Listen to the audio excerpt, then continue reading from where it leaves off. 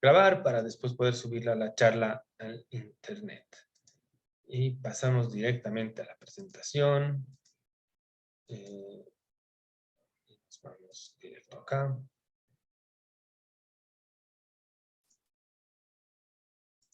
Ok, se puede ver bien, ¿no es cierto? Sí. Ok. Yo los voy a tener por aquí a un ladito. Y esto lo vamos a mandar por más acá. Ok. La charla de hoy día se llama De parámetros a sillas, el diseño es integral al cuerpo y a la experiencia. ¿A qué me refiero con esto? Me refiero a que casi cualquier objeto de diseño, esta lapicera, el mouse, los teclados, todo lo que estamos utilizando para desenvolvernos en la vida diaria, tiene una relación con la experiencia que el cuerpo va a tener de ese objeto y cómo nosotros lo vamos a considerar como importante en nuestras vidas, como algo que nos facilita. Es decir, esta relación que tenemos con los objetos viene desde tiempos inmemoriales, prácticamente asociado a que el diseño cubre una necesidad.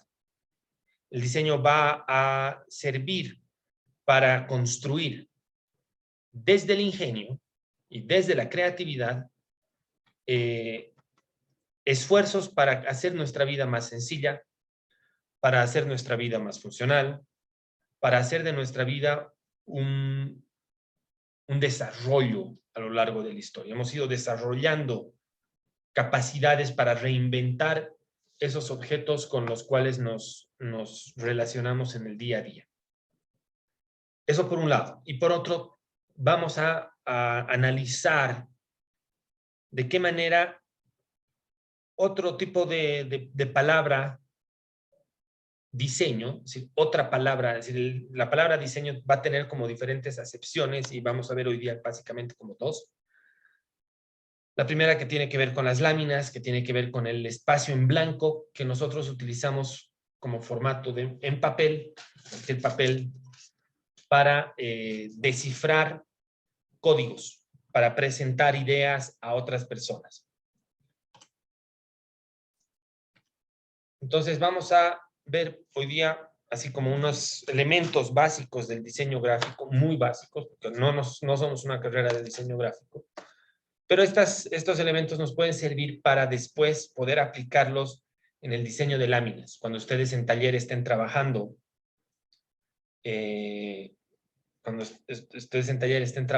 con elementos gráficos que necesitan comunicar una idea, ya sea comunicar la idea que ustedes tienen en maqueta, comunicar la idea que ustedes tienen en planos, o imágenes en 3 dimensiones y perspectivas de un proyecto, ustedes van a diseñar ese espacio, van a diseñar ese lugar desde donde se comunican las ideas.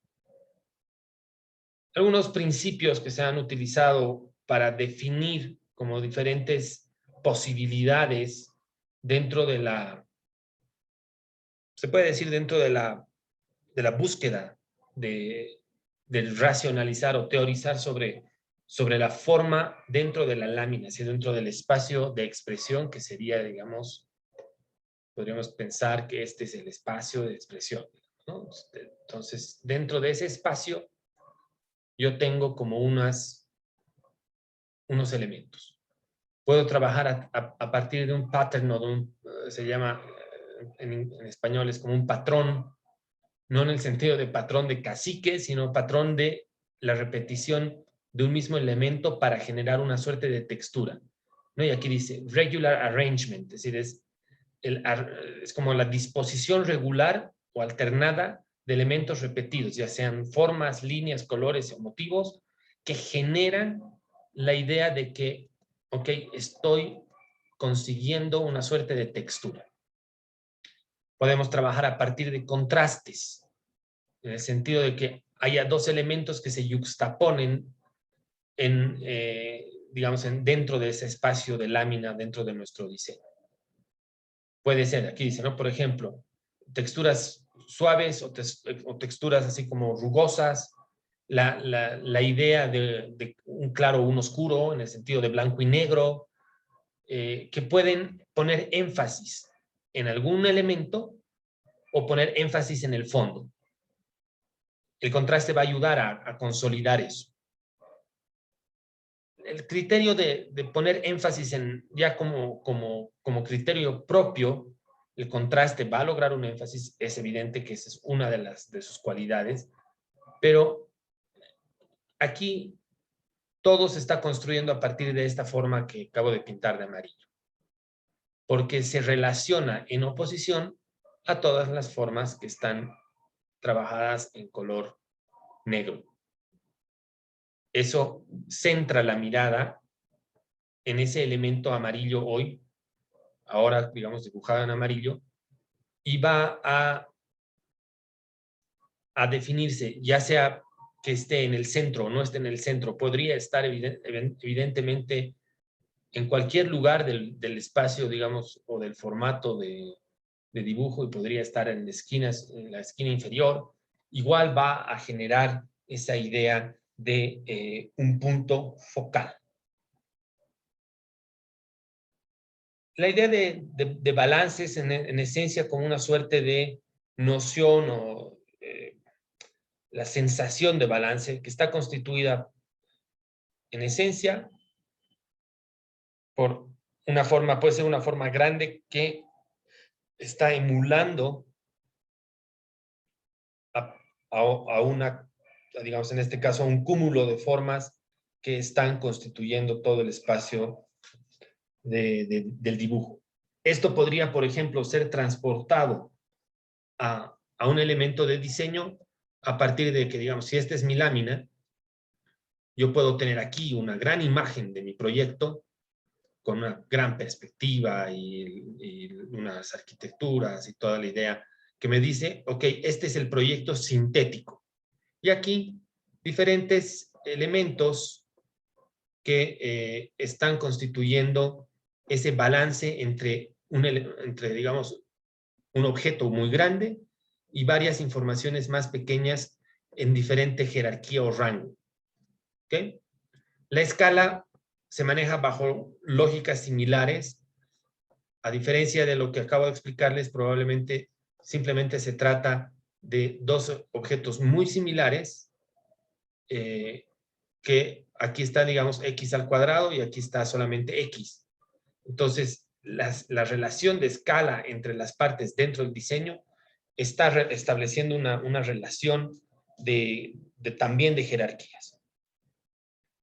Este trabajo, a partir de generar armonías, si se fijan, está trabajando a partir de un eje central, repite el mismo elemento en 4 y después lo escala y lo vuelve a rotar en otros 4 ángulos, para generar esta idea de relaciones armónicas entre cada pieza, o trabajar a partir de ritmos y movimientos, a partir de la disposición de formas similares, que ayuden a generar a partir digamos, del movimiento del ojo, la idea de que hay un desplazamiento, la idea de que la lámina puede estar generando un movimiento dentro de la composición. La idea de unidad pareciera que está más como identificada con la idea de que todas las partes están configurando un todo, compuesto evidentemente de diferentes elementos, pero a partir de la idea de que hay como una suerte de similitud entre las partes que hace que trabajen muy bien como una totalidad.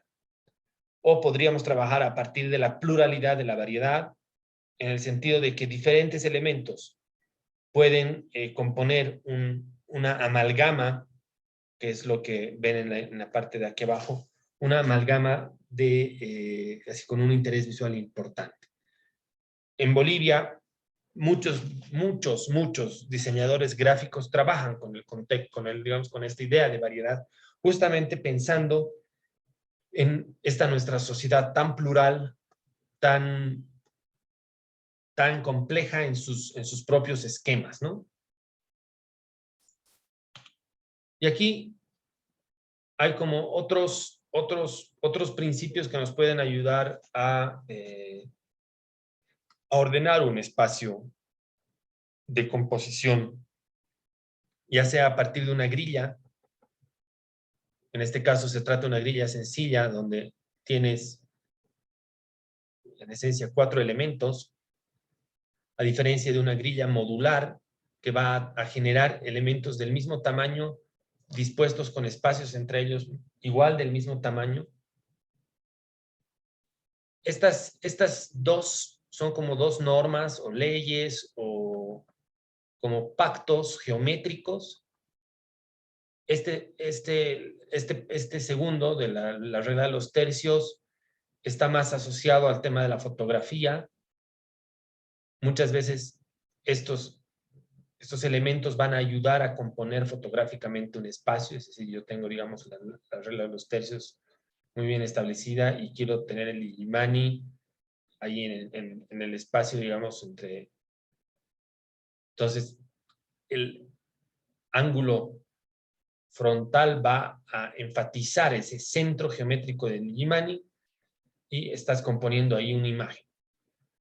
La idea de Golden Ratio viene de digamos, la partición de diferentes cuadrados para irlos volviendo más y más pequeños a la mitad y a la mitad y a la mitad del tamaño hasta llegar a ese punto infinito.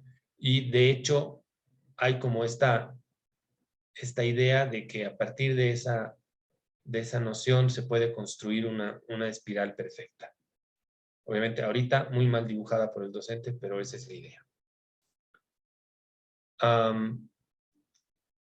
La jerarquía va a permitir entender a partir de digamos como que de dos diferentes posibilidades, estos 4 escenarios. Pensar en jerarquía es sumamente importante a partir de que siempre vamos a tener la atención en esos elementos como que más importantes o más grandes, sobre todo en los últimos 3 ejemplos, es decir, pensando esto es el 1, el 2, el 3 y el 4. Esta idea de que hay una escala y un peso entre los diferentes elementos define que, claro, evidentemente el más grande probablemente es el que va a llamar la atención con relación al 2 y al 3. O que acá, en esta lista de ingredientes, evidentemente pareciera que la atención tiene que centrarse en el queso, porque el queso está resaltado por encima de los demás en otro tamaño de letra y como he realizado al principio, unas cosas, el título principal está yendo y está apareciendo en mayúsculas y el título secundario aparece en minúsculas. Ayuda a generar una idea de balances y de jerarquías. La jerarquía también puede venir por contraste en un escenario donde tienes elementos de un mismo color y hay uno que resalta porque cambia de tono o resalta porque cambia de forma. Pueden plantear ideas de jerarquía a partir de formas que son en esencia casi del mismo tamaño. Estos principios de la Gestalt era un movimiento estético muy importante de fines del siglo XIX, hablaba de que había como principios para agrupar elementos dentro del objeto de diseño, ya sea a partir de una lógica de proximidad, en el sentido de que puedes evidenciar que hay proximidades diferentes entre la relación entre el cuadrado que está solitario y los 4 que están dispuestos en una línea, y la idea de proximidad que puede haber entre los 4 que están colocados formando o conformando un cuadrado en sí mismo. A diferencia del segundo ejemplo, que establece 3 filas de cuadrados dispuestos en el espacio, generando un tipo X de distancia entre ellos en este sentido y una, digamos, distancia Y en este sentido. Por similaridad, también se pueden generar ideas de agrupación. Esto puede tener mucho sentido si lo conectamos con esta idea de jerarquías a partir del contraste de las formas, o se puede trabajar a partir de una lógica de continuidad, en el que un elemento, en el centro del espacio, digamos, en el centro del espacio de diagramación, genera lógicas de expansión que se van a incorporar al resto del diseño. Este concepto de closure o de encapsulamiento o de cerramiento está definiendo dos cosas, ¿no? Tenemos un cuadrado que sería, digamos, como el área de trabajo, y dentro de esa área de trabajo se han colocado estos círculos cortados que están encerrando una forma cuadrada en el centro. Entonces, en base a una ilusión, en base a un delicado balance entre la forma rellena de negro y el resto del espacio que queda en blanco, se está construyendo un cuadrado a pesar de que el cuadrado no existe. El cuadrado es inexistente, pero lo podemos ver. A diferencia probablemente de nociones de área, donde evidentemente aquí hay un elemento que no ha sido rellenado en la lámina, o en el área de trabajo, y que es el lugar al cual la mirada se dirige para comprender el resto del, digamos, del área de trabajo.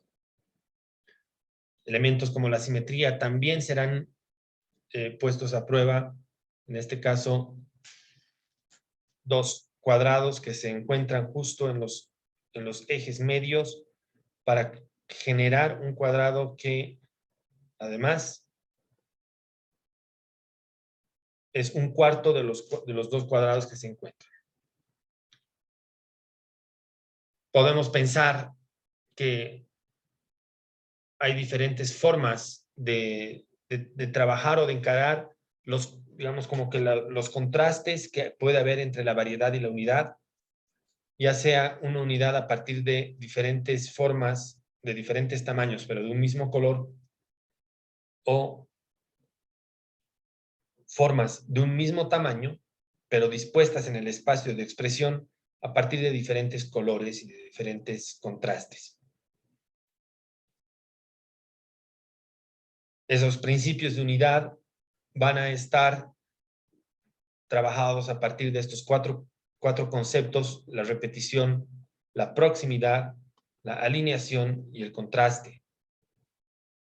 La repetición vendrá a trabajar esta noción. La idea de que cada 4 filas hay una fila de colores rojos, 4 filas grises y un elemento rojo, 4 filas grises y de nuevo un elemento en color rojo. Esa repetición genera ritmo.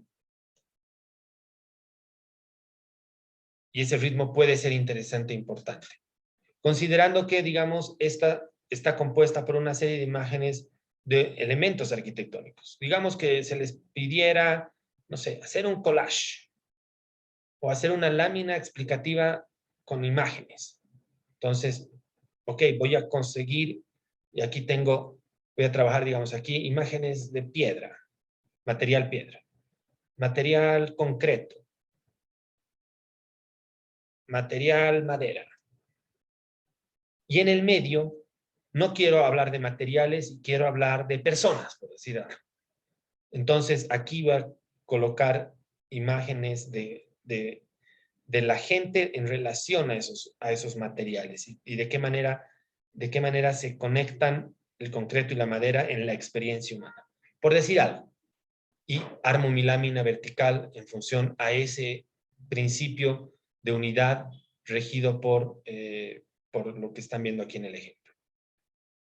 También se puede hablar de proximidad en términos de, ok, yo agrupo una serie de imágenes aquí abajo, dejo un vacío que funciona como una suerte de silencio visual para dejar paso en la parte de arriba, digamos, no sé, a un grupo de textos. Entonces, aquí arriba pongo texto y pongo algunos, no sé, unos planos de un proyecto y una imagen más por acá y otra imagen por aquí. Dejo un espacio de vacío y aquí empiezo a rellenar y construir diferentes elementos a partir de, digamos, perspectivas o fotografías de un proyecto. Ok, funciona. Esta idea de alinear elementos está regido por los balances que puede haber entre elementos así, entre llenos y vacíos, y los espacios que dejas para que la mente un ratito o el ojo descanse, ¿no? A diferencia de esta postura de generar contraste a partir de diferentes colores y que unas formas resalten por encima de otras a partir de los parecidos que pueden tener unas con otras. Es decir, pareciera que básicamente esta mitad de abajo es casi como que un solo espacio y el contraste está dividiendo la lámina como que en dos mitades en ese espacio diagonal, por así decirlo. Este concepto es central a la arquitectura, central al estudio del urbanismo. ¿Bajo qué lógica?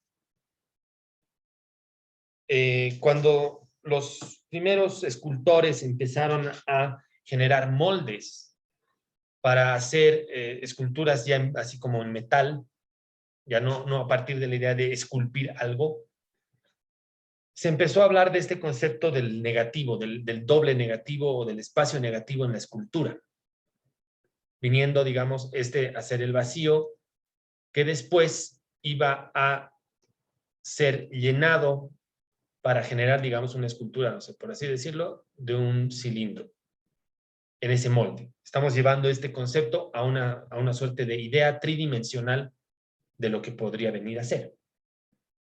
Pero esto también nos está hablando en términos gráficos y ya en términos de una imagen en dos dimensiones, plana, que un espacio está hablando del vacío y el otro está hablando del lleno. Pero no sabemos muy bien cuál es cuál. No sabemos si el lleno es esto o si este es un hoyo, un agujero negro, oscuro, que está llamando la atención. Una de dos, cualquiera de esas podría funcionar. Por general, nos referimos a este elemento como el elemento positivo porque sería como el objeto sobre la lámina en blanco. Y este sería el elemento negativo porque es el hueco que podría dejar el objeto una vez que ha sido extraído. Es como que ha sido extraído de acá y puesto acá sobre la lámina en blanco. Y esta lámina tiene ahora un hueco que deja pasar la luz, por así decirlo, y está generando el negativo de la forma.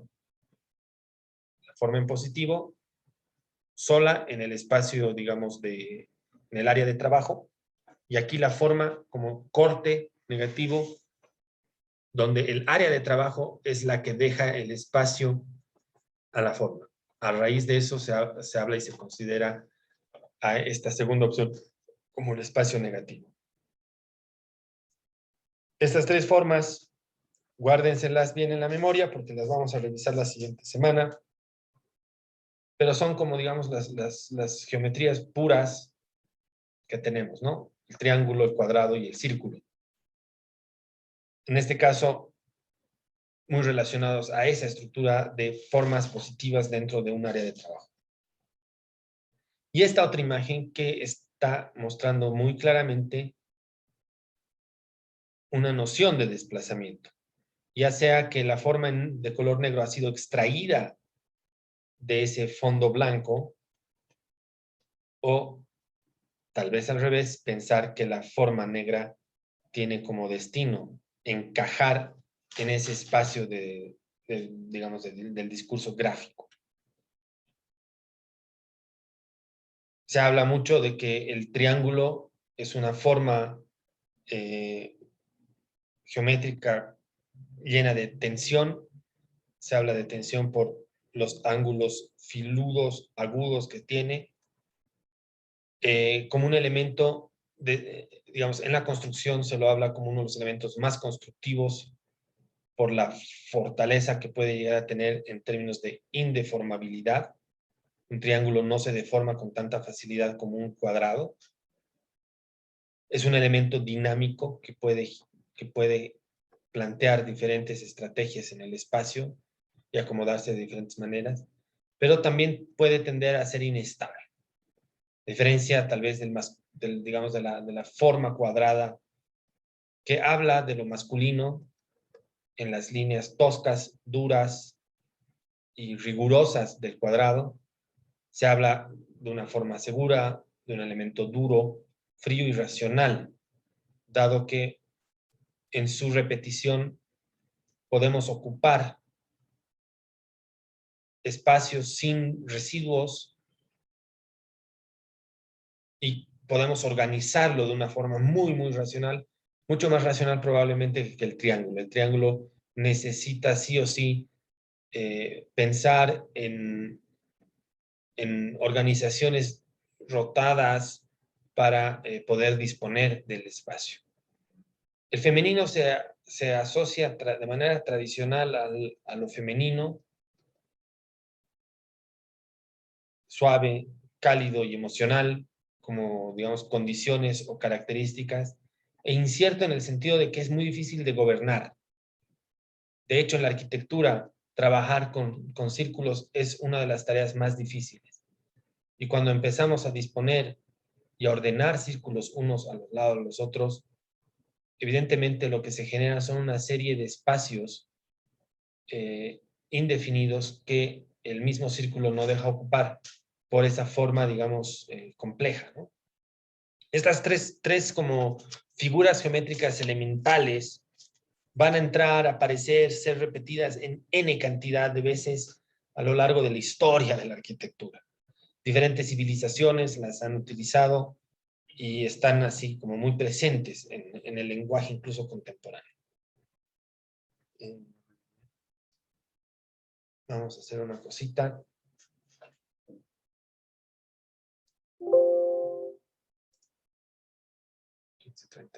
Okay.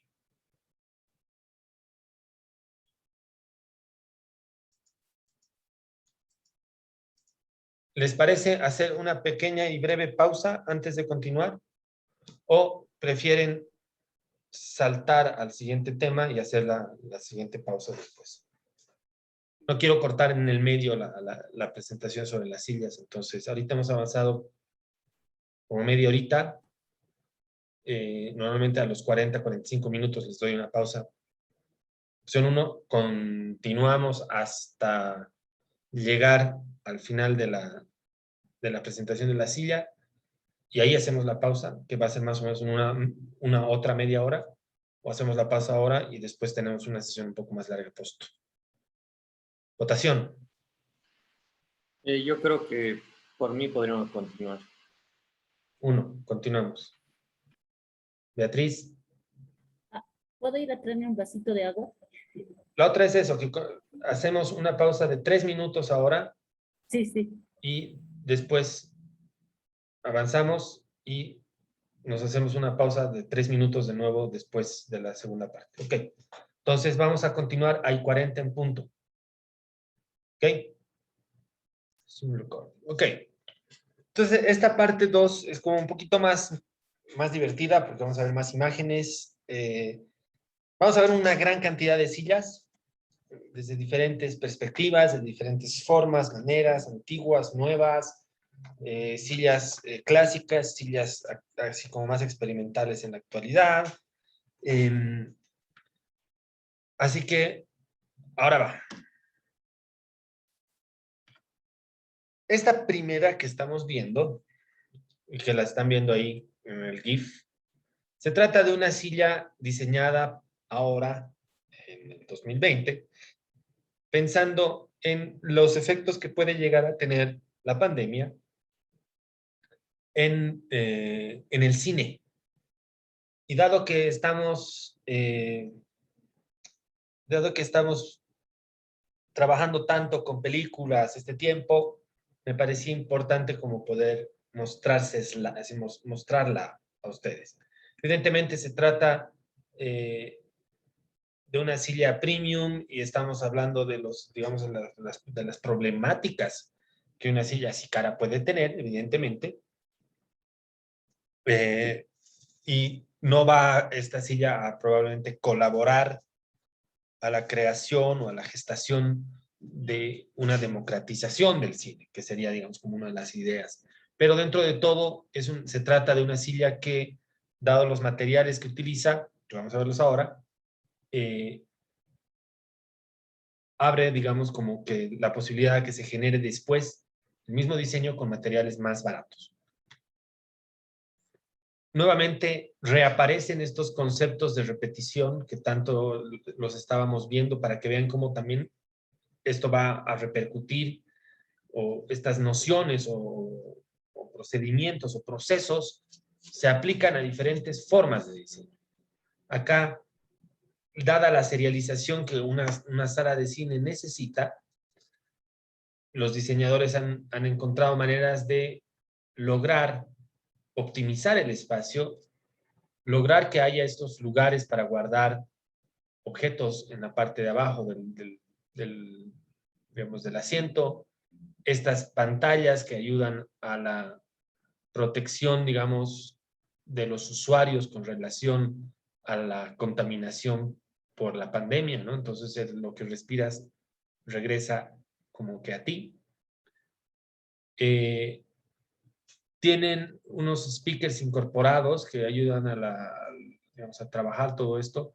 Y lo interesante es que están trabajados con unas partículas de cobre que ayudan a hacerlas. Es decir, el textil está como incorporado partículas de cobre en su fabricación, que la vuelve antibacterial. Y evidentemente lo que vamos a ver ahora es completa y absolutamente ergonométrica. La palabra ergonometría va a aparecer muy, muy constante, así como con mucha así, asidez constantemente en el diseño sobre todo en el diseño de muebles, a partir de que, claro, una persona tiene que sentarse ahí, tiene que poder estar en esa silla durante 2 horas sin moverse y sin que, digamos, el cuerpo se entumezca, ¿no? Los controles del asiento están en este lado y, si se fijan, además han tratado de lograr que cada asiento tenga como un nombre para darle como un carácter más asociado al cine. Las sillas por la parte de atrás tienen estos ganchos para colgar objetos y se pueden reclinar dejando este espacio así para ver con más comodidad. La bandejita es rotatoria, aquí tú puedes poner tu vasito con Coca-Cola y aquí tu pipoca o lo que sea que quieras comer. Todo esto muy dentro de la cultura del cine, ¿no es cierto? Y así se verían en la sala grande. La silla está inspirada en la paleta de colores que utiliza Wes Anderson en sus películas o en algunas de sus películas, y va a enfatizar en esencia estos 3 colores, que son los que han estado viendo acá en toda la, digamos, como que la imagen, que son los que aparecen en algunas de las películas, en un sector de la película Grand Budapest Hotel. Pero si vamos analizando, el color rosado, el color celeste, aparecen en múltiples ocasiones en las películas de este gran director, que es mi director favorito. Me encanta la obra de Wes Anderson. De hecho, hacia finales del semestre vamos a ver una película de él. Y aquí el método de construcción. Los paneles de madera que lo constituyen, la manera en la que se genera, digamos, la espuma que va a recibir después al textil manipulado con cobre. Es decir, todo proceso de diseño va a tener un alma estructural que lo va a constituir y lo va a definir. En este caso es un alma metálica y elementos de plástico y elementos de madera para constituir las diferentes partes que tiene el objeto. Este señor se llama Hans Wegner, es danés, y el año 54 diseña esta silla. Esta silla se considera como una de las sillas así padre digamos, del mobiliario contemporáneo y moderno. Seguía respirando mucho ese aire de curvas que habían heredado los diseñadores del siglo XIX, de movimientos como el Art Nouveau o del Arts and Crafts, que van a ustedes familiarizarse a partir del siguiente semestre cuando empiecen a pasar historia de la arquitectura. Pero esto sirve de, digamos, como para entender que es el proceso de diseño siempre va a estar concatenado a los procesos históricos. Todo elemento de diseño está conectado a unos movimientos, a unos renacimientos o a unos cataclismos. En este caso, la sociedad europea se estaba tratando de reinventar después de la Segunda Guerra Mundial y emergen en los años 50 una multiplicidad de expresiones creativas muy fuertes, muchas de ellas como que reinventando o reposicionándose en torno a la manera en la cual se producía diseño antes de la Segunda Guerra Mundial. Esto entonces lo lleva a Hans Wegner a diseñar este sillón que respiraba modernidad, movimiento, curvas de la ciudad moderna, pero todavía con ese aire apegado a los valores del siglo XIX en tanto, digamos, estética. Y venía en estas alternativas, tanto como sillón como la posadera para los pies, todos bajo un concepto muy similar. El año 49 había diseñado esta silla, la Wishbone Chair, que a diferencia de una silla tradicional, que es lo que, digamos, estaríamos viendo en este lugar, la Wishbone Chair va a tomar elementos curvos heredados del Art Nouveau y heredados, digamos, de todo el movimiento Gestalt y demás del siglo XIX, y los va a llevar a un lenguaje un poquito más refinado y contemporáneo, pero todavía considerando y trabajando a partir de nociones clásicas como la silla tiene 4 patas, tiene unos elementos laterales que las unen, pero el espaldar ha sido redefinido a partir de esta curva. Este elemento curvo va a ser el más importante y este elemento de acá también, para definir el carácter tan transgresor de la silla dentro de un tiempo en el cual se estaba empezando a repensar todo. El año 60, no mucho después, 10 años después de esta silla y unos años después de esta otra, otro danés, Werner Panton, produce una serie que se llama Stacking Chair. Y Stacking Chair tiene que ver con la idea de podemos apilar sillas una encima de la otra, esta parte de aquí encastra acá, y a partir de esa idea, las sillas se pueden como que apilar en vertical, semivertical, para almacenarlas en depósitos.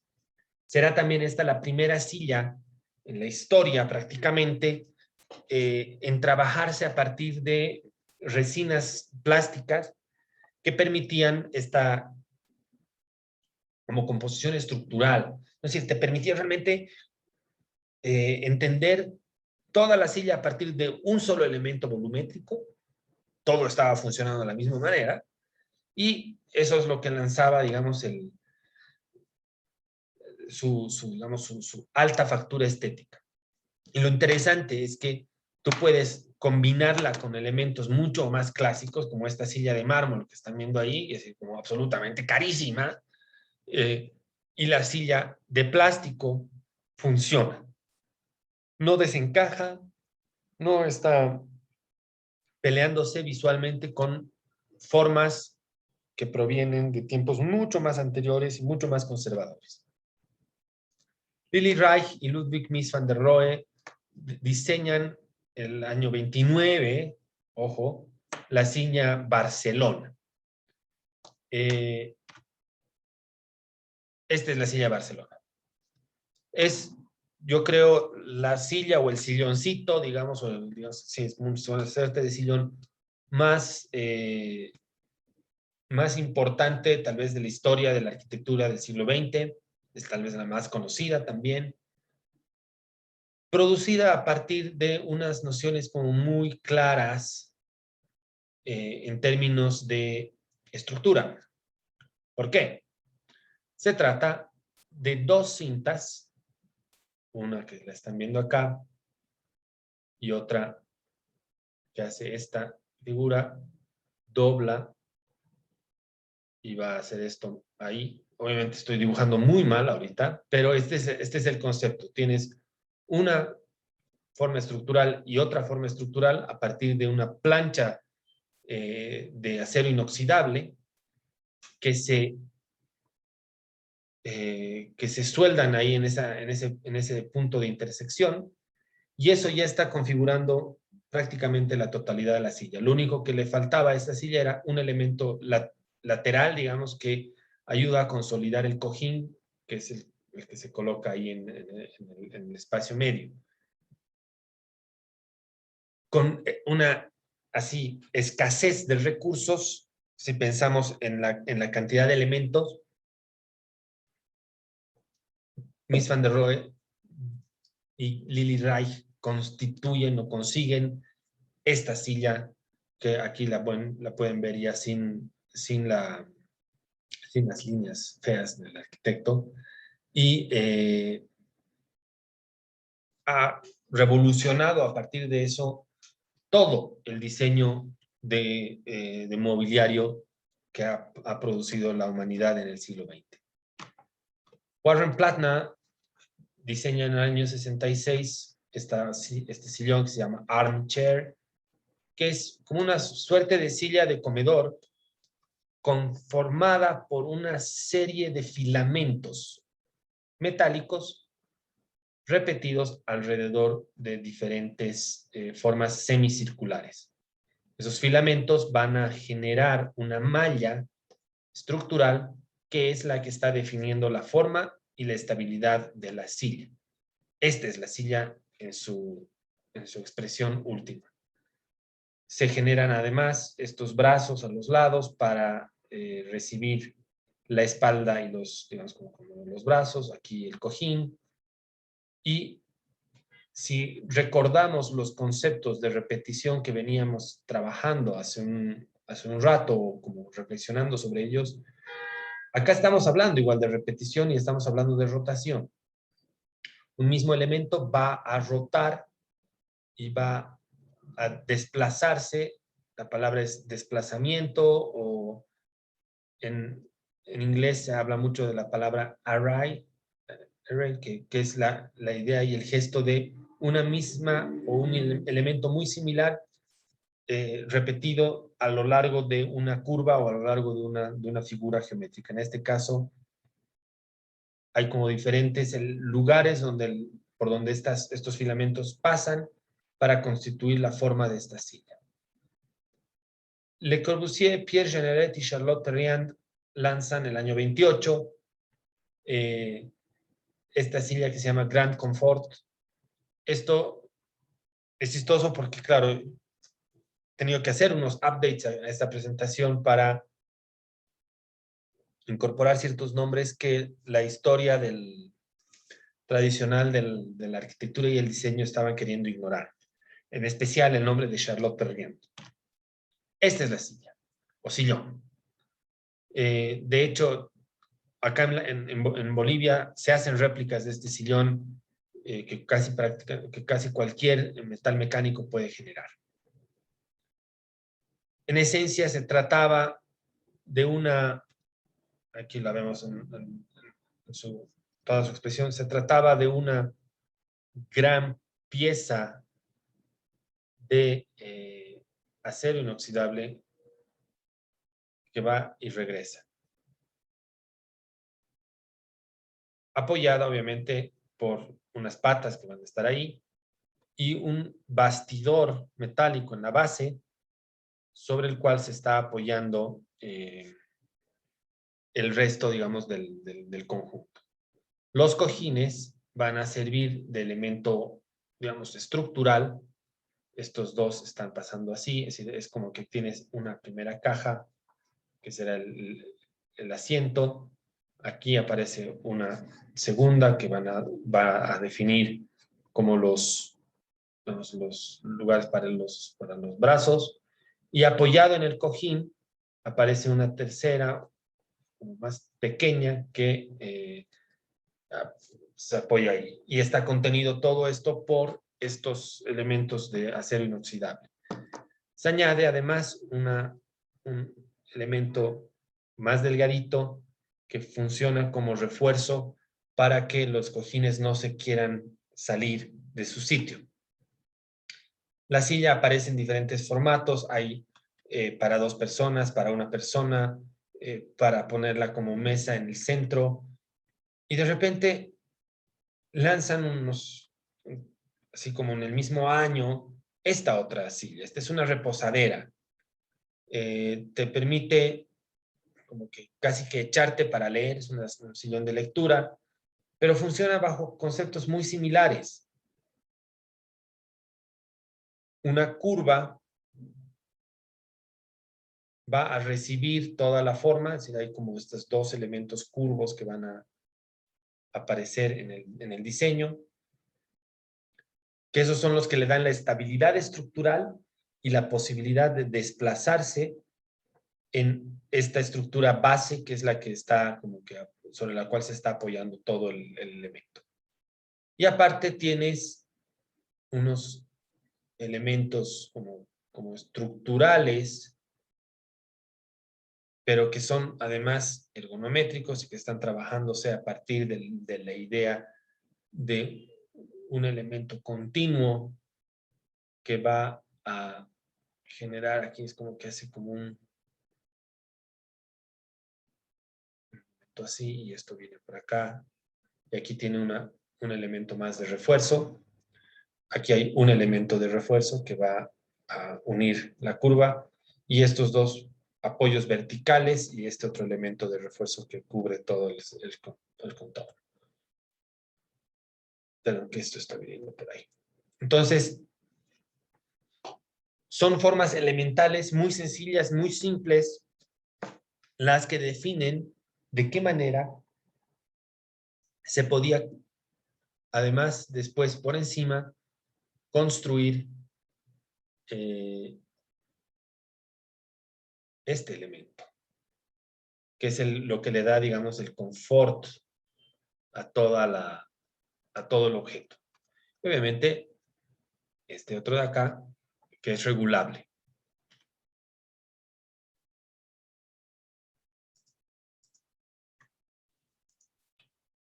Acá una imagen lateral que muestra un poco más, con mayor claridad, de qué manera está construido todo el elemento, como la curva va y regresa, baja y regresa en altura. Este señor, Michael Tonet, funda la empresa Gebrüder Tonet, que es una empresa, digamos, de carpintería y de diseño,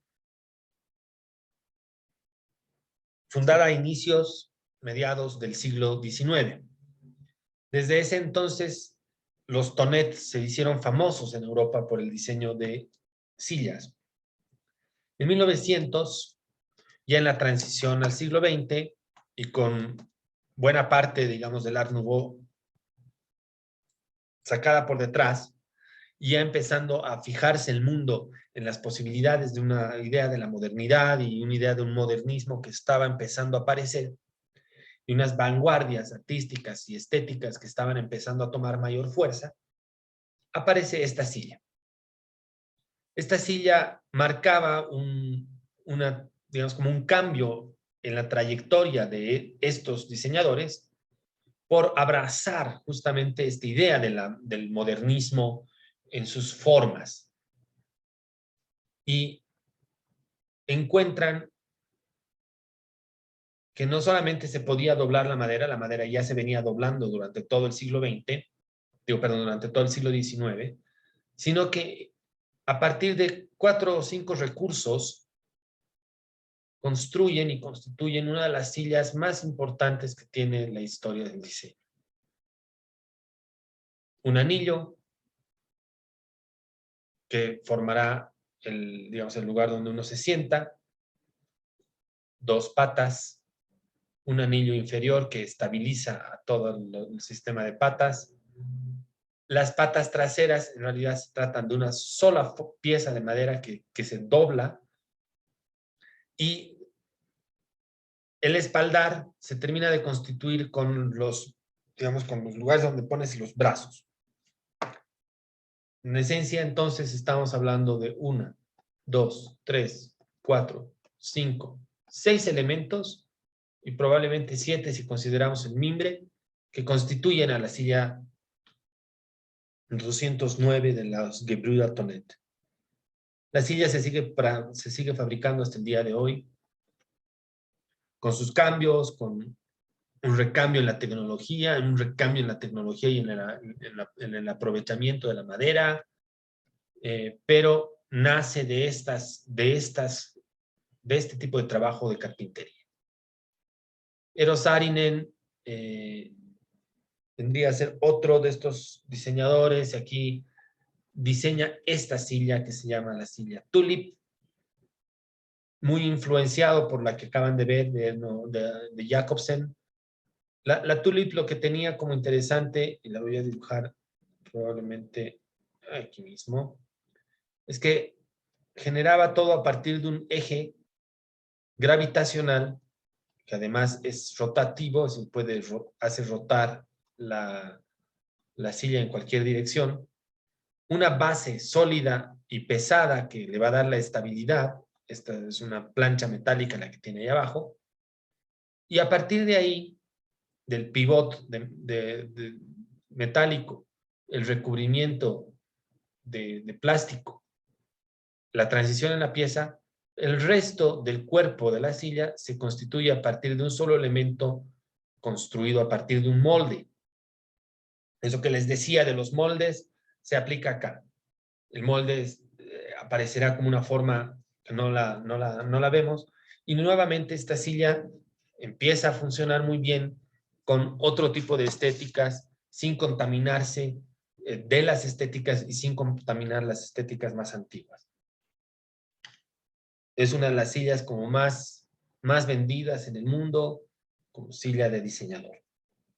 Y obviamente tenía además mesas en el mismo concepto, de dos platos suspendidos uno encima del otro. La esbeltez, el movimiento, el dinamismo eran como partes inherentes e importantes de la propuesta de Eero Saarinen, sobre todo para entender la influencia así radical que tuvo el avión, pero no el avión de guerra, sino el avión comercial en la vida de los seres humanos allá por los años 60.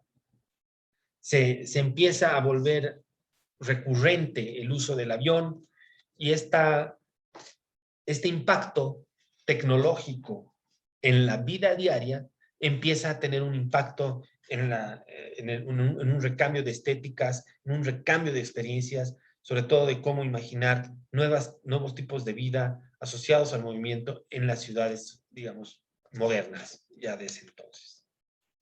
Arne Jacobsen de nuevo lanza esta silla que se llama Egg, el igual es danés, que compositivamente está como que tomando ciertas formas digamos, de un huevo, de una cáscara de huevo, considerando el perfil estructural que llega a tener la cáscara a partir de su doble curvatura. Tiene una curva en el sentido horizontal, es decir, se trata de curvas en este sentido, pero hay una curva en este sentido que está generando o dando esta idea de la parábola, que es una de las estructuras más estables en términos estructurales y de deformación. Por eso un huevo resiste ciertos impactos, porque la tensión punzante del impacto se reparte en las diferentes curvas que están componiendo el espacio. Entonces, Arne Jacobsen lo que decide es, ok, voy a llevar ese concepto estructural a una silla para que la silla sea sumamente delgada en ciertos elementos, ciertos lugares. Aquí se puede evidenciar muy claramente lo esbelta que llega a ser, para que parezca frágil, pero no sea frágil. Cada uno de estos elementos son una serie de curvas que están como que generando una malla estructural que permite después establecer el forro, plantear aquí en el interior como la idea del cojín y esta tapita que va a ayudar a que todo esto funcione de manera concreta. Marcel Breuer hará lo mismo. Él es una arquitecto y diseñador alemán. Trabajó y colaboró con la Bauhaus y esta silla es una de esas sillas importantes que se va a diseñar en estos tiempos en los que Mies van der Rohe empezaba a hablar del menos es más y que se hablaba de la economía de recursos, la economía en términos de cantidad de objetos. Y aquí Marcel Breuer lo que hace es, en esencia, la economía máxima. Un solo elemento que se dobla, gira y que se une a través de unos tornillitos aquí con una placa de madera y mimbre y una otra placa de madera y mimbre que constituye el espaldar. Un elemento, dos elementos, tres elementos para constituir esta silla. Además, la silla también tenía esta facultad de poder apilarse. Entonces, era muy fácil transportarlas, eran livianas y estaban muy asociados a la idea de que la industria y su desarrollo tecnológico debían estar al servicio de sociedades más equitativas. ¿Por qué? Porque estos tipos eran unos diseñadores de izquierda. Se hizo después una versión alternativa de la silla, reemplazando el mimbre caro por unas telas. Entonces, para lograr eso, se añade un elemento acá, que es el que estamos viendo aquí, que va a terminar de establecer el respaldar, y unas telas tensadas que están como que tensionando todo el objeto hacia el centro, un objeto que podría querer como que abrirse hacia afuera por las tensiones estructurales propias del objeto.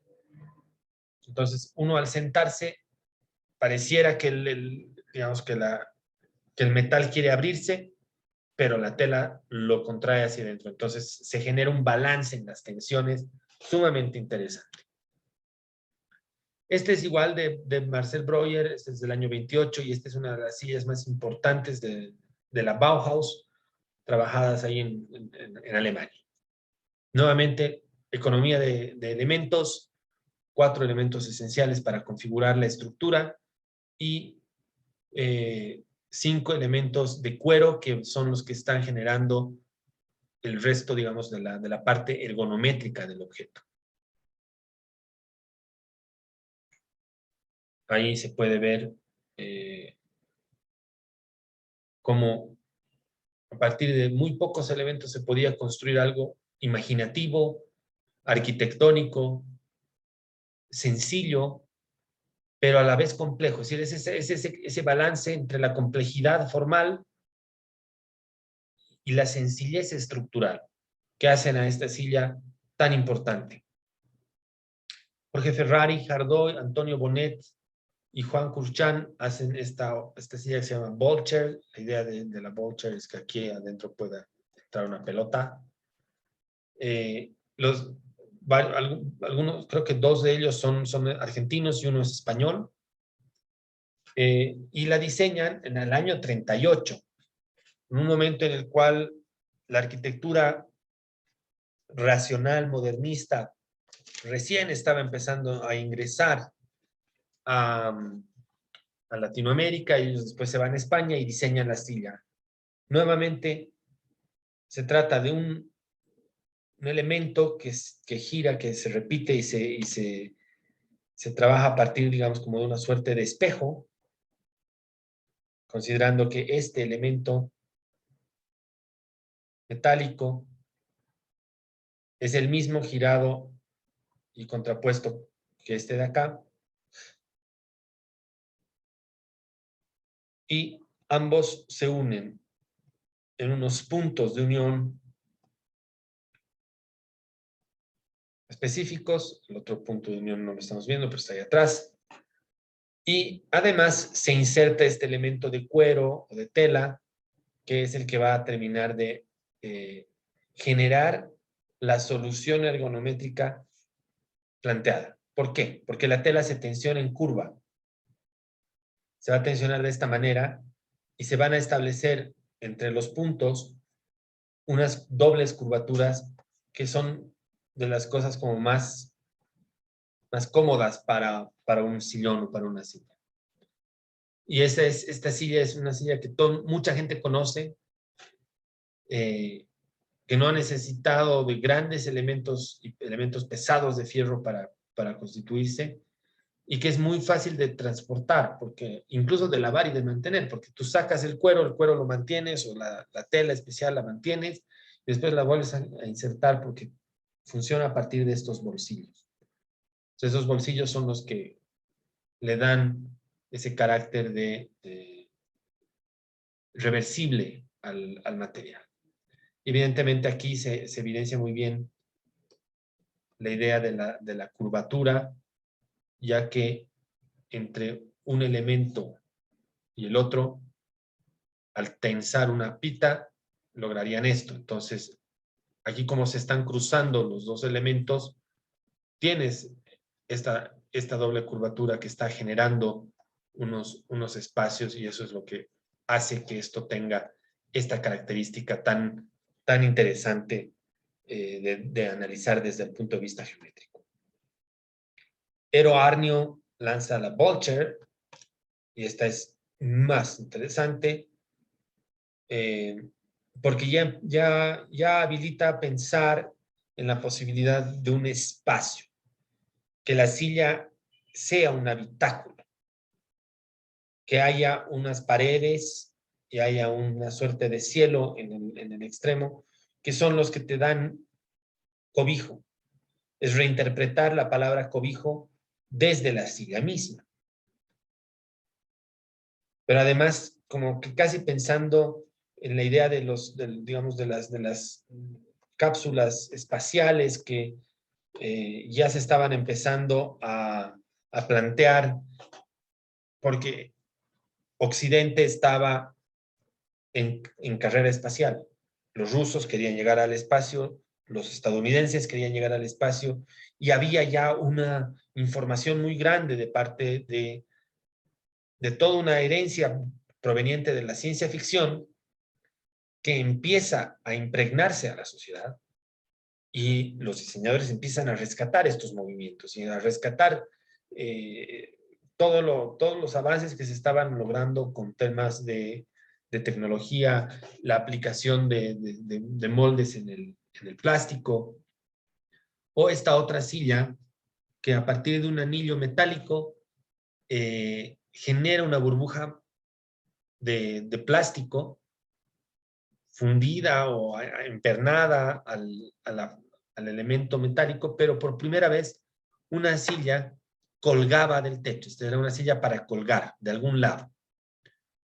Esa idea de colgar permitía que la silla pueda rotar relativamente bien alrededor de su eje, le da una idea de movimiento, y si se fijan, aquí está un poco mejor catalogado el cómo se estaba adhiriendo la cápsula de plástico al metal. Pero además se concibe la silla a partir de un centro geométrico que está relativamente desplazado A raíz de eso, el anillo no está colgando vertical digamos, del eje de tensión, sino que gira relativamente hacia un lado. Esto porque todo el elemento aquí de peso lo está queriendo volcar hacia un extremo, y eso es lo que le da a la silla un grado de tensión estructural muy interesante, que hace la experiencia de sentarse ahí que sea aún más lúdica y mágica.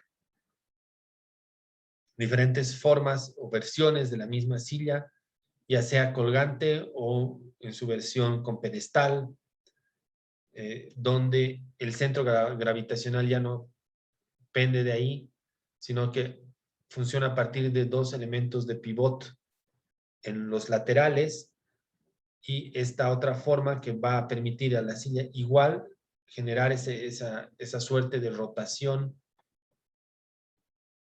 a partir de ese elemento. Esto rotará hacia abajo y hacia arriba en función del uso.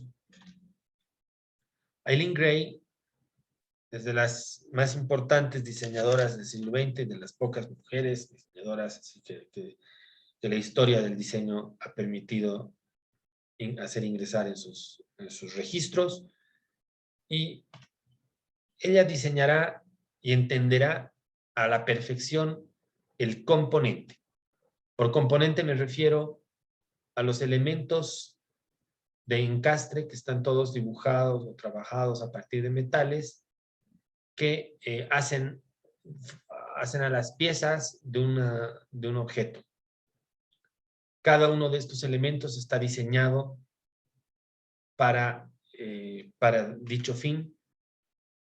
Si se fijan, se trata de unos elementos muy tranquilos, que reparten las tensiones hacia los lados y después hacia abajo. Pero también se trata de una herencia en el sentido,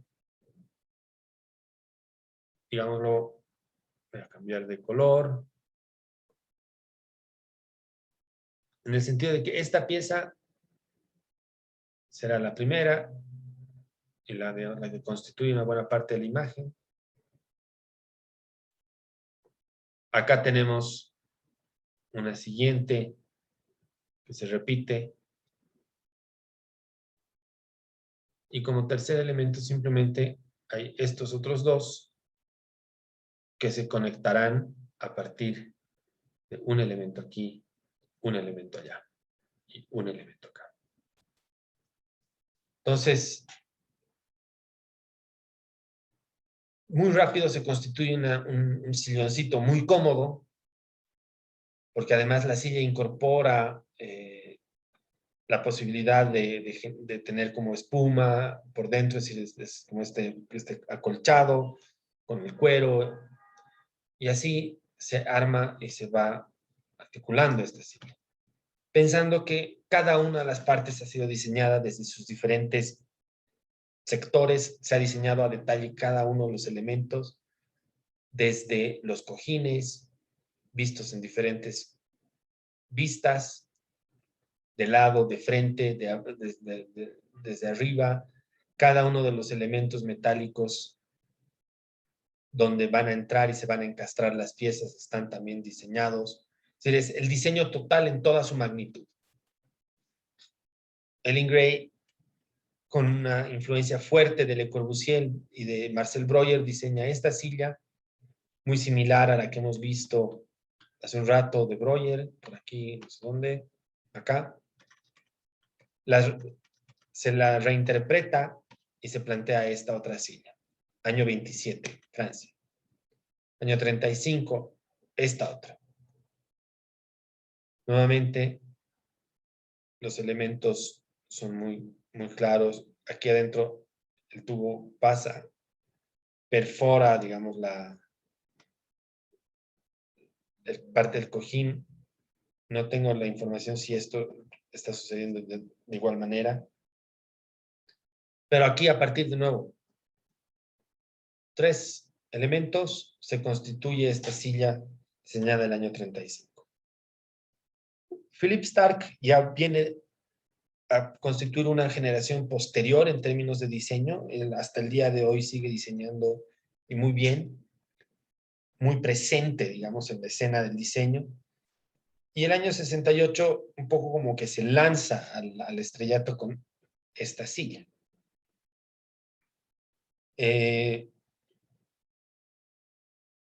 La silla va a tomar un poco el trabajo ornamental del barroco europeo y de los, digamos, el trabajo de patrones en las telas, de patrones en los empapelados de las paredes y demás, y los lleva a la silla. Pero también a entender que la silla va a producir una serie de sombras y que esas sombras debían dibujar en el suelo los mismos patrones de los cuales estaba constituida la misma silla. Y eso ya era una ruptura con la manera en la que se entendía el diseño hasta ese momento. Hasta ese momento el diseño, ok, era un objeto casi escultórico que tenía un valor propio de forma y de uso y de qué manera ocupaba un lugar en el espacio. Esta silla será la primera que empieza a pensar cuáles serán los efectos de la silla en el espacio, de la silla en el piso, de la silla en las paredes. Y a partir de ahí empieza una exploración de Philippe Starck por diferentes formatos. Esta es una silla que va a tener mucha influencia de los... Esta estructura la van a poder entender en un rato más. Está inspirada en las obras de los esposos Ray y Charles Eames, y esta estará muy asociada como forma a algunas de las sillas que hemos visto trabajadas a partir de polímeros y de elementos plásticos. Lo complejo de esta silla Eros es que después, en un momento de los años 90, que es desde el 98, cae en los efectos que la publicidad empieza a tener sobre el cuerpo. Dado que la silla se llamaba Eros, a los publicistas no se les ocurrió mejor receta que colocar unos cuerpos femeninos sobre las sillas que están generando una doble objetualización como que del cuerpo. Por un lado, el cuerpo de la mujer como objeto y casi como que fetiche, y la fetichización que podría llegar a tener el objeto a partir de la denominación silla Eros, que tenía digamos, como elemento o suceso, ¿no? La publicidad puede ser despiadada, es trabajada con unos grados de estética tremendas, es decir, yo no voy a negar la estética y la composición fotográfica de esta publicidad y de esta imagen, pero sí me puedo cuestionar mucho los roles que le obliga al cuerpo femenino a interpretar desde la perspectiva de la publicidad. Otros elementos, otros trabajos de Philippe Starck, aquí lo que él quería era lograr una silla que sea prácticamente invisible y que desde su materialidad pueda ser relativamente transparente, muy influenciado por N historietas sobre invisibilidad y demás, pero se podía empezar a fabricar plásticos que respondan a estos moldes, que sean estructurales, que sean fuertes, y entonces de repente estas sillas son transparentes y se las ve así, casi como unas radiografías en el espacio, fantasmas que se pueden ocupar con el cuerpo. Y ya nos vamos casi, miren cómo estamos saltando en el tiempo de vuelta hacia el presente con Leila Laurel, y esta es una silla con una ideología de género muy fuerte y trabaja este concepto o esta noción o este fenómeno urbano que se llama el manspreading. Manspreading no es otra cosa que personas del género masculino que abren sus piernas en el transporte público. Y se considera el día de hoy al manspreading como un acto de violencia urbana que obliga a las mujeres a sentarse con las piernas cerradas, sin mostrar, digamos, la parte sexual que tienen. Y a los hombres se les da, digamos, esa libertad de abrir las piernas y mostrar todo lo que quieran, muy similar o en una línea muy similar a la manera en la que se está manejando, por ejemplo, el tema del pezón en digamos, la construcción de una imagen urbana a partir de cuerpos femeninos y masculinos que ocupan el espacio público. Esta silla lo que hace es forzar un poco la situación. No es una silla que esté pensada para un uso continuo, es como una silla, suerte de silla statement o silla con un mensaje.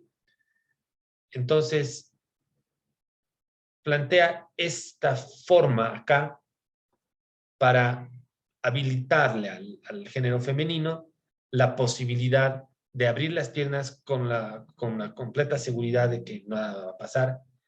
Y la silla para el género masculino fuerza las piernas a que se cierran y se contraigan. Eso es lo que la silla pretendía generar. A partir de un diseño muy sencillo, estéticamente muy alineado con el pasado, digamos, pero justamente haciendo esa crítica al pasado, en el sentido de, ok, este fenómeno está sucediendo a partir de siglos de misoginias y de elementos que no están funcionando. Entonces, hacemos esta silla es una suerte de experimento social a partir de un objeto. Y ya vamos a ver lo que se puede lograr a partir de experimentos artísticos a través de los objetos. El trabajo de madera es fantástico. Y de ahí nos podemos ir a otras dos diseñadoras, que son Jo Wilton y Mirka Grön, que ahí les dejo un poquito para que puedan indagar. Y ellas hablaban de esta idea de menos es divertido. Regresan a un concepto de minimalismo, pero un minimalismo un poco más alegre, un poco menos frío, en oposición al lema de menos es más que Mies van der Rohe promulgaba o pregonaba. El diseño que ellas plantean es de líneas muy claras, pero empiezan a incorporar color en sus productos con la idea y el objetivo de que haya dinamismo, que haya movimiento, que haya fluidez en los trazos, pero al mismo tiempo un carácter así como muy de líneas claras propias de esta herencia de Mies van der Rohe del menos es más, ahora transformado a una idea de menos es divertido. Acá una mesa que me parece fascinante, constituida a partir de unas piezas triangulares. De nuevo aquí podemos retornar a la idea de estabilidad estructural del triángulo. El triángulo es una forma que casi no se puede deformar. Entonces permite generar esta mesa o permite generar este tipo de objetos. Charles y Ray Eames hacen estas sillas el año 56 y el año 46, que son como una statement de la búsqueda por hacer noble al objeto, hacer noble al material, trabajar muy bien la madera. Estamos viendo aquí básicamente y esta nos puede hacer mucho recuerdo a la silla que hemos visto en primer lugar, de unas placas son como placas laminares, se las llama, de madera, doblada mediante unos métodos de trabajo con humedad, que son los que permiten esa configuración, y unas estructuras metálicas que son las que van a ayudar y permitir un poco la forma en la cual se está constituyendo este objeto. Nuevamente aquí la madera doblada genera esta noción de que prácticamente la silla está como que queriendo tomar vuelo o elevarse. Acá podemos remitirnos a la obra de que acabamos de ver de Philip Stark, en el sentido de esta estructura tan fina, de elementos tan finos metálicos, que está muy influenciada e inspirada en las torres de alta tensión, que tienen como una lógica muy similar, ¿no? 4 patas y una serie de elementos metálicos que generan una serialidad de triángulos propios de una tecnología que se descubre en el siglo XIX. Los esposos Eames han desarrollado y diseñado una gran cantidad de objetos, entre ellos esta subcasa, que la vamos a ver igual en una presentación posterior, y esta silla que están viendo aquí, y esta silla que están viendo acá, son 2 de las sillas que más se producen hasta el día de hoy. Una buena parte de los aularios o de los lugares donde se hacen talleres tienen este tipo de sillas de muy barata ejecución y con una calidad de diseño asombrosa, ¿no? Y acá los tienen a los dos en una como cuestión mucho más lúdica, mucho más de entender que también el diseño es para disfrutarlo y destinado al goce, muy relacionado a los afectos, en este caso a uno de los afectos más importantes, que es el amor. Ellos dos han sido pareja, han trabajado como arquitectos, han trabajado haciendo video, han trabajado colaborando con N empresas, N instituciones gubernamentales, no gubernamentales, ONGs, etcétera, siempre pensando desde de qué manera el mundo de la creatividad puede dejar una huella positiva en el mundo, en ese mundo complejo y difícil, tortuoso, triste, frustrante que a veces con el cual nos toca convivir. A mí me parecen sensacionales y admiro un montón, no solamente su obra arquitectónica y de diseño de objetos, sino también la capacidad de transversalizar la creación y de que no sea él el que se lleva los créditos, sino que puedan compartir los créditos en la creación, considerando que muchos de sus contemporáneos consiguieron o no se dieron simplemente cuenta que estaban invisibilizando el trabajo de diseñadoras femeninas, ¿no? Aquí hacemos una pausa para que se hagan un cafecito y nos vamos a la fase final, que es ver unas obras de Erwin Wurm que están planteadas desde el humor. Así que lo más divertido para el final. Entonces nos chequeamos de vuelta, ¿les parece? A I45. 16:45 regresamos, ¿ok? Háganse un cafecito y nos vemos ahorita. Ok. Erwin Wurm y One Minute Sculptures sería la parte 3 de esta presentación.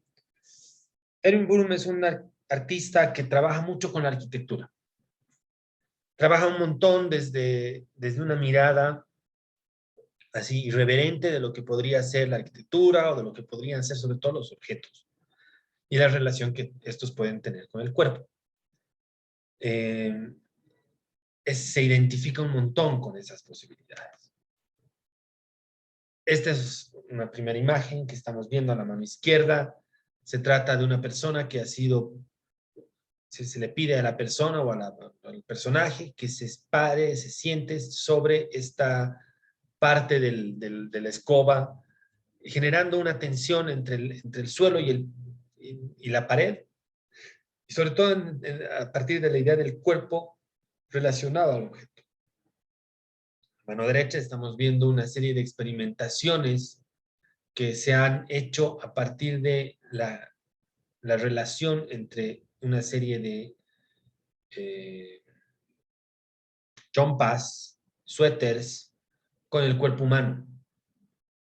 tratando de establecer nexos entre el cuerpo que se trata de volver escultura, el cuerpo que se trata de volver como relativamente abstracto, en el sentido de que no se lo puede identificar del todo bien y del todo claro, ya que estamos acostumbrados a entender que la chompa va a responder a nuestra forma y no nuestra forma a las tensiones de la misma tela. Aquí la idea era como comprender de qué manera la tela se podía estirar y al estirarse de qué manera se iba a comportar, qué posibilidades daba ese método de experimentación. Elementos como esta es una de las sillas típicas que los esposos IMSS desarrollan. La idea aquí era, ok, esa silla no se va a apoyar únicamente en el piso, se va a apoyar en el ojo de este sujeto o a esta persona, se le va a pedir que haga un rezo, poniéndose un limón en la boca. Y aquí lo que sucede muchas veces en la galería es que Erwin Wurm deja un papelito con unas instrucciones y un dibujito como pidiéndole al público que casi como que meta su cabeza en ese costal. Stand quiet for 1 minute. Esa es la instrucción. Quédate quieto por 1 minuto con la escoba ahí entre las piernas, pensando que la escoba puede convertirse en una suerte de expansión del cuerpo. 2 personas tratando de ponerse una misma chompa. Evidentemente, la chompa solamente tiene un hueco y ninguna de las 2 cabezas está logrando salir a través de ese cuerpo. Nuevamente, esto tiene que ver con unas instrucciones que aparecen en los museos. El cuerpo en relación a otros objetos, el cuerpo como una suerte de entidad autónoma que en este caso se está manifestando por esa levitación entre los puntos de contacto, es decir, el cuerpo entra en contacto con la naranja en un punto y la naranja entra en contacto con la superficie del suelo en un punto. Y la idea era cómo se puede considerar esa levitación a partir de puntos, una suerte de acupuntura de la relación del cuerpo con el piso. Y eso ya de por sí era sumamente transgresor. Cómo relacionarse con una silla sin que la silla sea utilizada de la manera en la cual está diseñada para utilizar, de qué manera el cuerpo puede incorporar objetos y desplazarlos de su lugar tradicional, es decir, desplazar en este sentido también la mirada. Yo miro un objeto de otra manera y eso me permite mirar el mundo de otra manera. Y si yo miro el mundo de otra manera, lo puedo empezar a cuestionar. Y esa es la labor de prácticamente todo ejercicio creativo en el mundo. ¿Cómo podemos ser críticos? ¿Cómo podemos construir nuevas opciones? Este de aquí es, ¿ok? Si todo lo que hacemos es usar el espacio público para la compra y para los bolsos, ¿ok? Entonces, la instrucción en este caso era use todos los bolsos que se les daba a disposición para vestir, ¿no? Entonces, poco la lógica de todas las estrategias que puedas utilizar para colocarte los bolsos y llevártelos contigo. La mano derecha, el objeto principal es este elemento que pisa el muro y que está estableciendo esta idea del ángulo de 90 grados. Y este elemento de tipo como una suerte de cojín para que el cuerpo y la cabeza reposen bajo esa lógica. Acá, el punto de contacto entre personas y entre cuerpos estaba establecido a partir de estas. ¿Cómo podemos mantenerlas, además, en su lugar sin hacerlas caer? O en este caso, utilizando shampoos para que exista una relación entre el muro vertical y el cuerpo erguido de una persona que tiene sus formas alternadas, ¿no? No nos paramos del todo verticales y nuestro cuerpo no es del todo plano. Entonces, aquí se buscaba entender la tridimensionalidad del cuerpo desde una forma táctil. Que lo táctil sea lo que domine las experiencias humanas. Que a partir de sentir la electricidad que esta boca le transfiere a la naranja y esta boca le transfiere a la naranja estará devolviendo parte de la, digamos, de la energía de esta persona, energía 1, a la energía 2. Y el transmisor, el medium, el elemento que genera ese vínculo es un objeto que rápidamente adquiere unos valores subjetivos que probablemente antes no tenía. Otros ejemplos de sus One Minute Sculptures. Estos son, digamos, como parte o ejemplos de las instrucciones. Es un dibujante como muy interesante, unos trazos como muy sutiles, muy tranquilos. Y aquí dice, toast yourself for 1 minute and listen to the cicadas. Toast yourself es como, tuéstate, entonces había como unas tostadoras ahí, había calor, y este elemento de acá estaba emitiendo unos sonidos. Lógicas como esta, de transferencia de objetos similares, de nuevo esta idea en la composición a partir de la similitud entre los objetos y los elementos, el balde convertido en lámpara, el balde convertido en cabeza y la relación que pueden tener la lámpara como un elemento vertical con el cuerpo humano como un elemento vertical, como una suerte de reinvención de la lámpara, pero una lámpara que no tiene luz. Acá ya empieza él a intervenir objetos, ya no solamente es el objeto el que interviene en la relación con el cuerpo, sino que empieza a intervenirlos. Acá lo que ha hecho ha sido generar un hueco en este armario, y la instrucción que está colocada en la parte baja acá, te decía, mete la cabeza en el hueco y abre la puerta del armario, o del gabinete, ¿no? Aquí eran como instrucciones para ponerse unas como cuerdas en la boca y quedarte así durante 1 minuto, o abrir los pantalones e introducir unos ramos de flores que él dejaba en las galerías para que esto suceda, y siempre con mucho humor, ¿no? Porque dice, open your trousers, abre tus pantalones, inserta las flores en ellos y no pienses. Entonces, durante 1 minuto te pide que pongas la cabeza en blanco y dejes de pensar. Y que no te concentres en lo ridículo que puede ser tener unas flores en el medio de un museo porque a un artista se le ha ocurrido que podía ser divertido. Imágenes como esta y esta de acá reinventan el objeto, reinventan la bolsa, reinventan el balde, reinventan la manera en la cual un balde puede colocarse sobre una cabeza. Aquí la instrucción era pedirle a una persona que se ponga estos espárragos en la nariz, con la idea de deformar un poco el cuerpo, de cambiar la postura y la posición del cuerpo en la imagen de la derecha. Morning walk to the office. Entonces la idea es que el ejecutivo de banco camine a la oficina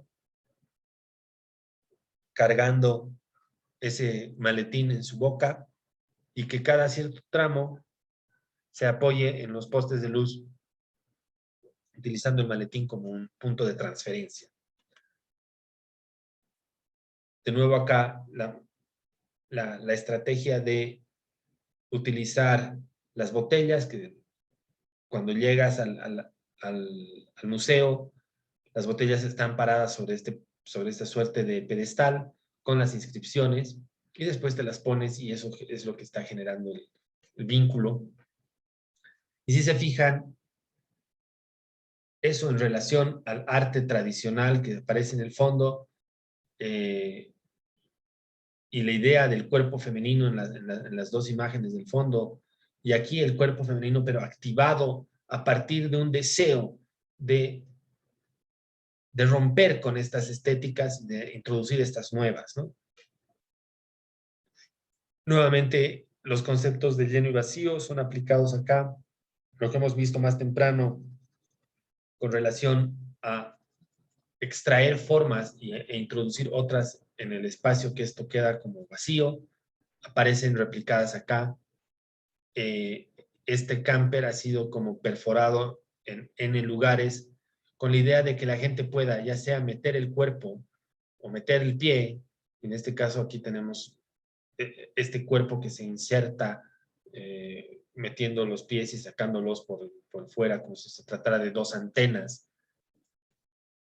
O esta otra obra donde ya la escultura como que cambia de intención.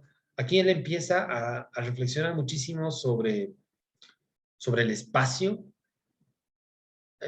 también sobre la arquitectura. Este es el pabellón de Austria, él es austriaco, este es el pabellón de Austria, la Bienal de Venecia. Entonces la idea era, ok, ¿cómo podemos repensar un objeto a partir de su diálogo con la arquitectura y a partir de entender su estructura, entender su funcionamiento, y lo dislocamos? Entonces, lo que han hecho es parar, dar la vuelta el automóvil y que la carga, el espacio de carga, se convierta en una estructura que te conduce a una plataforma ahí arriba, desde donde tú podías mirar los diferentes proyectos que surgían de los demás pabellones de la Bienal. De repente la carga, que la sabemos y la acostumbramos ver en horizontal, con el automóvil, se convierte en otra cosa, rota, se disloca y cambia de uso, cambia todas las posibilidades de lectura del objeto camión. O de repente la arquitectura de la vivienda, la arquitectura de la casa se vuelve, empieza a trabajar mucho con esta idea de la comida y con la idea de la obesidad y la obscenidad dentro del, digamos, de lo obsceno de la cultura de la comida chatarra, replicada en los cuerpos de digamos, de la sociedad europea, y cómo esos cuerpos obesos, producto de lógicas de consumo, metabolismos que se han transformado con el tiempo, podía entrar a la arquitectura. Entonces, esa crítica al consumo se ve replicada en un esquema de una casa que se ha inflado, una casa que se ha deformado de esta manera. O al revés, la casa, podríamos decir, la bulímica. Aquí lo que ha hecho es trabajar la misma altura de una casa tradicional, metida obviamente dentro de este gran galpón, pero la distancia en X se divide, digamos, al 1/4 de la potencia. Entonces, cuando tú entras a esta instalación, yo he tenido la fortuna de poder entrar a esta instalación, todos los objetos son más pequeños en esa dirección. Entonces, una taza, en vez de ser una taza normal, es una taza prácticamente como una hoja de papel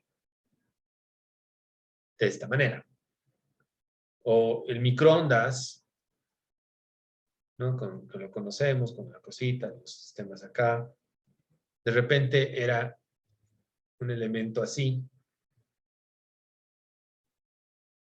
Y aquí tenía el botón y todos los elementos estos súper alargados. Y ese era el microondas, ¿no? Entonces, todo dentro de este espacio cambiaba, se deformaba. Y él hablaba de las deformaciones arquitectónicas, las deformaciones del ser humano en este tiempo contemporáneo tan raro. Y llega a concebir incluso imágenes como esta, donde de repente una réplica de una casa se incrusta en la cubierta de este museo en Austria. Y claro, para realizar eso había que cortar la casa, había que como que construirla, llevarla y con una grúa colocarla ahí arriba y implantar esta idea de que Los objetos no son lo que parecen. Los objetos por ahí son más de lo que queremos que sean, o más de lo que nos dignamos a ofrecer como producto. Y ahí está constantemente esta gran pregunta que nos podemos hacer de cuál es la relación que tenemos con un objeto. ¿Cuál es la relación que tenemos con este lápiz que yo tengo con esta silla? Y de qué manera esa silla me repercute y me está dando información y me está rebotando energía, me está rebotando cosas. Y con eso cierro un poco con esta frase, ¿no? De todo buen diseñador termina entendiendo, tal vez el límite solamente está en esa imaginación y que viene de la voluntad de soñar otro. Tal vez un mundo donde estas cuestiones son posibles, donde las paredes se pueden volver así como nubes, o donde los automóviles no recorren el espacio de manera horizontal, sino que se están proyectando hacia afuera, hacia otras posibilidades, ¿no? Eso es, señores y señoras. No sé si tienen alguna pregunta, algún comentario de lo que acaban de ver. Sí, Erwin Wurm es un loco, ¿no? Es decir, tiene esta idea de que el humor lo puede conquistar todo y que reírse un poco del mundo está bien, y creo que es algo que tenemos no sé, que tenemos que aprender a hacerlo, porque tendemos a ser personajes muy serios. No sé si alguien quiere comentar algo. ¿Cuál sería la silla que más les ha gustado?